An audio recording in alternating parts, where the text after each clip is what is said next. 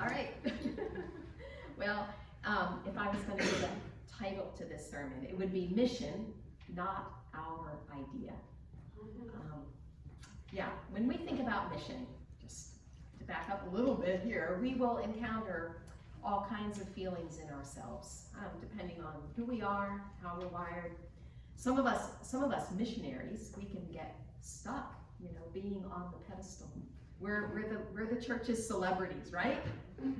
And we even get to be invited to be guest speakers. We enjoy a certain status and admiration. But there are times when we cringe from the pressure put on us by well-meaning supporters who ask us, what's happening in your ministry? What impact are you making? How many people have you led to the Lord? Do you believe that missionaries don't necessarily like that kind of pressure?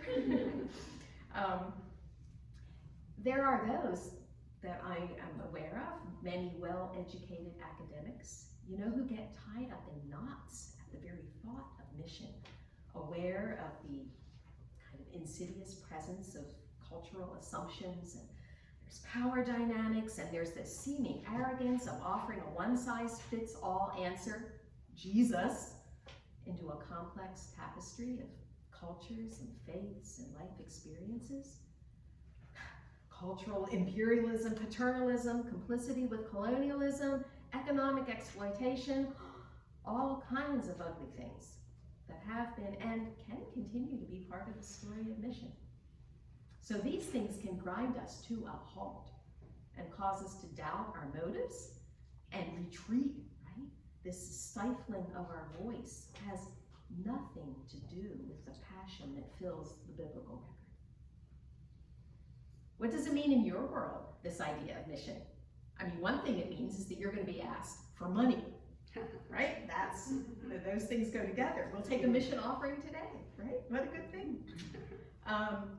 And maybe talking about mission is a sort of trigger for personal guilt feelings. I've talked to so many people who have shared with me that, well, as a child, I thought God wanted me to be a missionary. And then it never happened. And that nagging sense of having disappointed God has never gone away. I should be doing more.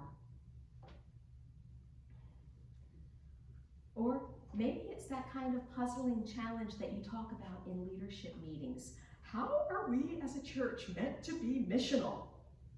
Everyone wants us to be missional. Everyone says we should be. But how, with all the demands of work and family and just the regular round of church community activities, how can we possibly become missional? I'm naming these things up front because I know that those thoughts and feelings are out there. I've thought of them myself. But I am convinced that God would have us lay all of that aside. And he wants to speak to us. He wants to show us something about himself. He wants us to notice who he is, what he does, and most intriguing of all, why he does what he does. When we see these things clearly, mission makes sense. Once we see who God is, what he does, why he does what he does, then we can understand what is going on when Armando and Veronica Sanchez, for example, sacrifice so much, work so hard, invest so much time and energy into reaching fellow Latinos with the gospel. Then we understand what is going on as Tyler and Kendra Yoder, do you know who they are? They're devoting their energies into a Black community on the south side of Richmond. These are well-educated white suburbanites, reveling in the challenges of becoming cultural learners, enduring loneliness, loving their neighbors, offering themselves for the good of this community, their community. They've bought a house in that neighborhood. We understand a bit of why Mark and Sarah Schoenhals, almost a dozen years ago, I can remember because I was processing with them. They said no to what was a perfect pastoral opportunity for both of them in Oregon. Proximity to the mountains, all the things that they love to do together. And they said yes to moving their little family to the sweltering crush of the high rise in Bangkok to struggle to learn one of the world's hardest languages. Like, why in the world would people do those kinds of things? Jesus once told a parable of the kingdom. We read it, using a picture story to help open people's eyes to the counter value system of heaven, to the fundamental story that would help people who were curiously, critically clamoring around him to understand the kingdom that he wanted to open up to them. He said, "The kingdom of heaven is like a treasure hidden in a field which a man found and hid, and from the joy over it he sells everything and buys that field." Now, I suspect when we hear sells everything, we immediately think, and not wrongly, of the rich young ruler, right? Who was told to sell everything. Or we think about taking up our cross and following Jesus.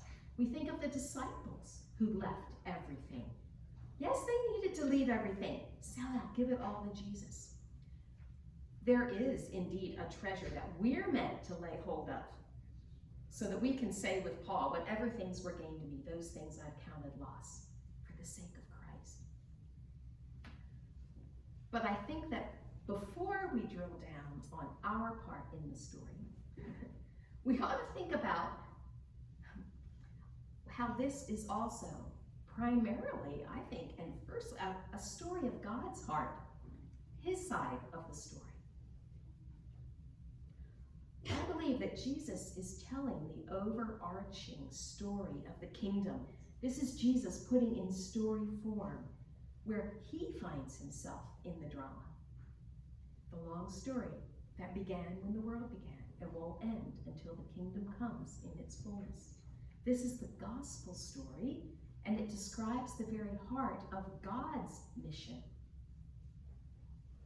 The field is the world. At least it was in the parable immediately preceding about the tares being sown in the field. Jesus said the field is the world. So what is the good? No, the very good treasure that God has deposited in this beautiful world that he's created. Why, the treasure is sons and daughters, made in his image, able in ways that far surpass anything else that he has made to reflect his glory. What a treasure! The treasure is hidden, not so easily recognized, marred by evil, buried under a dark pile of sin, beauty obscured by the ravages of the enemy.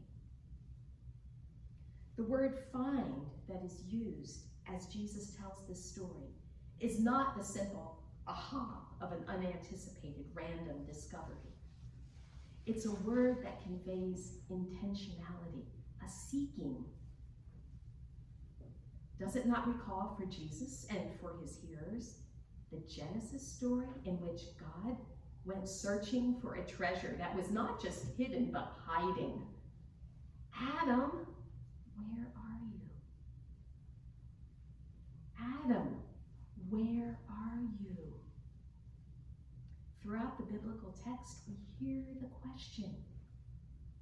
Psalm 42, the Lord looks down from heaven on all mankind to see if there are any who understand, any who seek God. Ezekiel 34:11, I myself will search for my sheep. 2 Chronicles 16, for the eyes of the Lord roam throughout the earth, so that he may strongly support those whose heart is completely his. Luke 18, when the Son of Man comes, will he find faith on the earth? Luke 19, the Son of Man came to seek and save that which was lost. The kingdom of heaven is like a treasure hidden in the field, which a man found and hid, and from the joy over it, he sells everything and buys that field. Despite our defection to the enemy, our handing the field to another master, allowing the usurper to come and functionally rule, despite all of this, God declares, I will yet claim my treasure. He declares his intention and seems to go away for a long time until in the fullness of time he comes purposing to rout the enemy to buy the field. He's the seeker in the story. There's a commitment made right from the beginning. I promise I will be back. I will claim my treasure. I will pay the price to redeem. I'll buy you back with my own blood. So this is exactly where Jesus is positioned in this drama. This is his place, his moment, his part in the story. He is on a mission. And if we can imagine listening into heaven's conversation, I think we would hear a masterful plan. This will be done in a way that seems surreptitious, a way that seems hidden. The owner of the field will be confused. He won't recognize what I'm doing. He'll think he's having a victory. But it will be done. And despite the cost, I will establish my ownership. And my joy will indeed be full. Isn't this the story of the cross? So we see God's patient purposefulness, his faithfulness to his promise to redeem. We see the high cost of this redemption. But I want us this morning to really get clear on the intensity of God's heart that drives this drama. Why is God so intent on accomplishing this redemption? We mentioned it earlier. He's a father, and he wants relationship, sons and daughters. We often say he redeems us because he loves us. Yes, he loves us. Just as a father has compassion on his children, so the Lord has compassion. But can we think of this? There is more than simple compassion, more than pity for the pain of our lives gone awry, though that's part of it. You know, he's thinking of more than just offering us a glorious life starting when we get to heaven. Or he's thinking of more than the fact that than the idea that our lives would be more successful, more pleasant, our habits healthier. You know, he wants to bless us so that we could, be able to ask him to spare us from all the things that would be difficult. No, that's not really the storyline. His love for us is far bigger than that. Let's remember, we are his image bearers. In Ephesians 1:12, we are told that we are to be for the praise of his glory. This is a statement of who we are, our identity. We've been put on this earth to showcase what he is like, to be the ones who partner with him in expressing and extending his kingdom rule. He intends by his Spirit to work in us and through us. In the Old Testament world, when a kingdom was established, the image of the king or the image of the deity would be set up in a central location as a reminder of who was to be honored. I've seen this some years ago. We live not far from the famous Angkor Wat in Cambodia. One of the many, it's just a huge complex of temple. And one of the many temples there was built by this king guy, Jayavarman. And as was common, he saw himself as a god deity king. And so one of the temples that he built, get this, 216 giant stone faces of himself. 216, making it clear who it was that people were meant to honor, right? His image given a place of honor. So why did God so fiercely prohibit image making? Because he's already placed his image in the center of the garden. And that image is us. We are meant to reflect his glory, showcase who he is, point, remind, be for the praise of his glory. In Isaiah 42:8, Isaiah hears God saying, I am the Lord, that is my name. I will not give my glory to another, or my praise to graven images. Why? Because he's already invested his glory in us. We are to be the ones who glorify God with our lives. We're the ones that sing to the Lord a new song. Isaiah 42 goes on, sing his praise from the end of the earth. That's who we are. That's our job. That's our identity. We are to be a constant reminder to the world around us of who rules. We're his emissaries, the ones who actively participate in expressing and extending his rule. This is God's plan, and he doesn't have another plan. He's deeply invested in this as the story. He's a father who fiercely carries faith for what he envisions for his children. Yes, fathers can be counted on to be merciful. If you're a parent, you understand that. But beyond that, what do parents carry? They carry in their hearts what they want their children to become, because they know who those children are.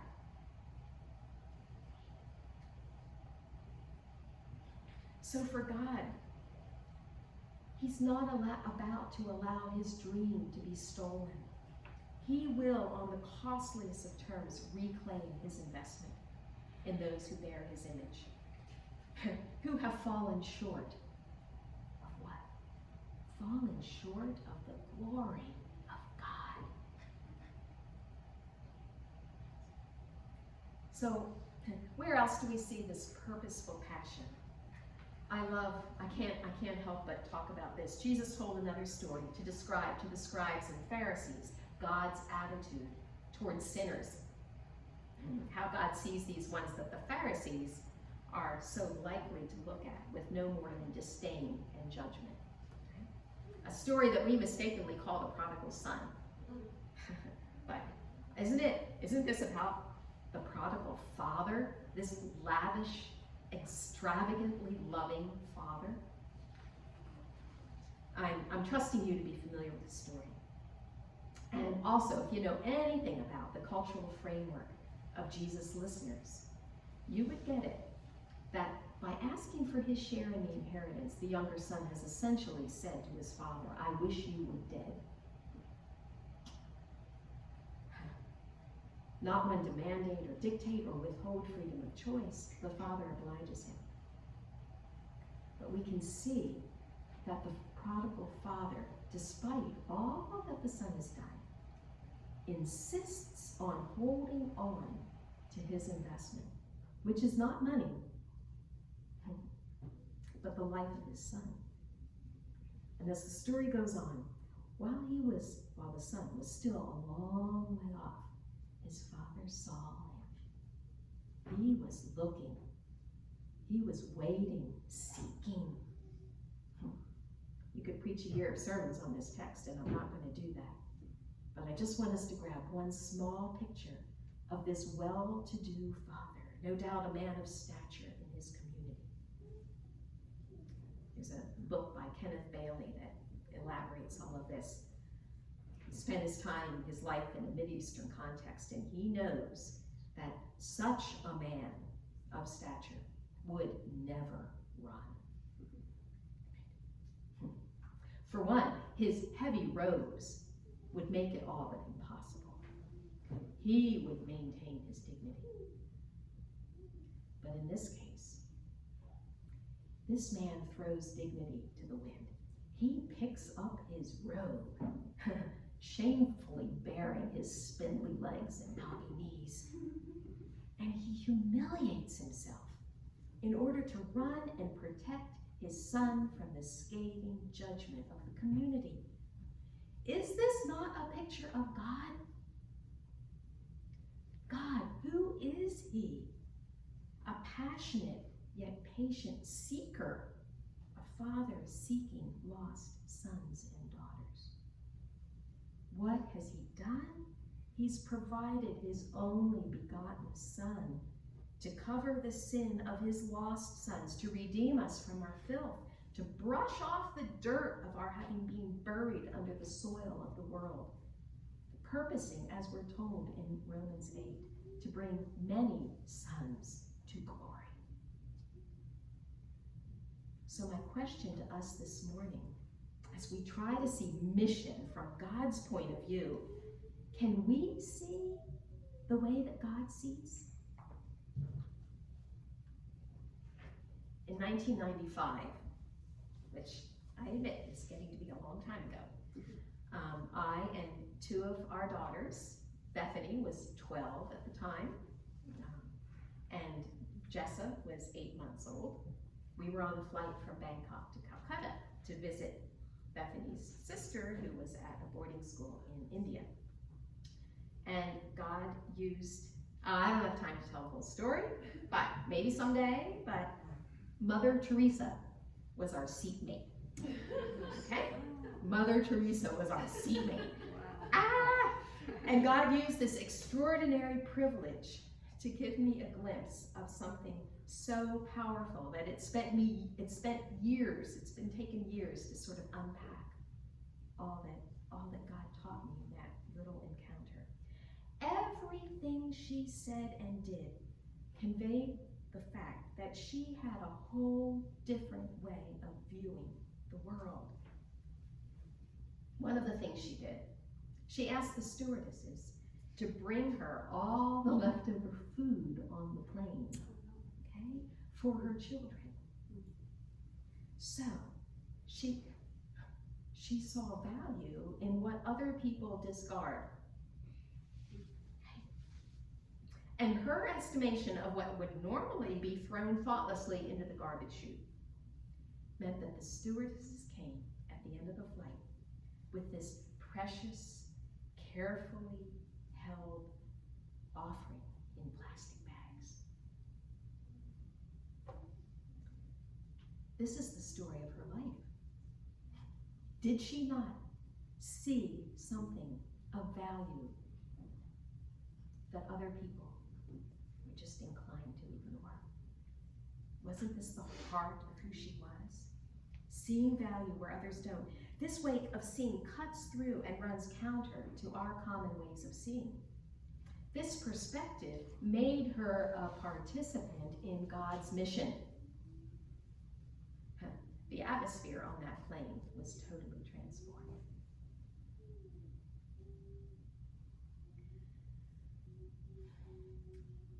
So my thoughts about the kingdom of God, about participating with God in his mission, have never been the same.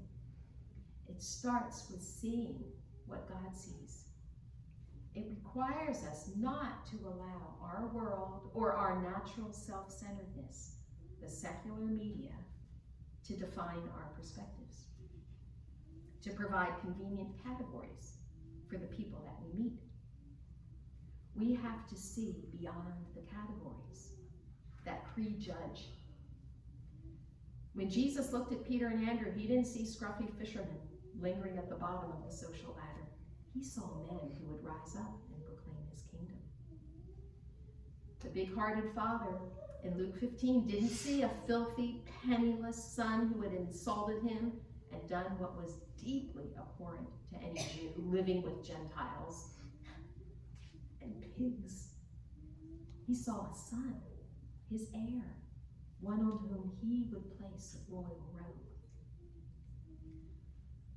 So this is how Mark and Sarah can devote year after year of the best years of their lives to walk with this expanding church network in Northeast Thailand, raising up leaders who might only have a third-grade education and whose lives for generations have been eaten away by all manner of evil.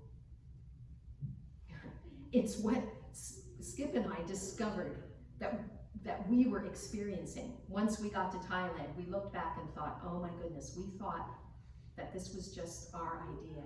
But God has caught us up into an energy we were on a wave that we didn't even know what hit us. But there we were, God had taken us to Thailand. It was God's energy, it was God's idea. This is how Tyler and Kendra can continually pour themselves into their Richmond community. It is that seeking God who is at work in them. God is helping them to see what he sees. This is why Armando and Veronica can labor with such unflagging zeal. They're working together with the seeking God. They see potential and carry hope for God to bring beauty out of ashes. What about you? Is the seeking God stirring in you? Is he moving you in accordance with his purposes? Are you seeing your neighbors, your colleagues, with the eyes of a loving Father who grieves and is willing to run straight on the path of costly love in order to see that grace and glory emerge in the life of another lost son, another lost daughter? There's an invitation here. We can close our hearts and close our eyes. It's really easy to do. Last night, a Saturday night, I thought we could relax. Up onto our porch comes our Iraqi neighbors asking us to download things from the internet and copy off these forms and review these forms with them so that they can do all this paperwork, and their kids are running around in our living room and getting into everything. And I just want to go out in the kitchen, wash the dishes, and couldn't be done for the day. But there's an invitation to see what God sees. Mission is not our idea. It's not our project. And we're not going to lay down the mandate because it's culturally awkward or because we can't make room for it in our busy schedules. Our prayer, God, take our hearts and make them yours. Take our eyes and allow us to see. Send us seeking into the broken world that you love. Is that your prayer this morning? Can we say amen? Amen.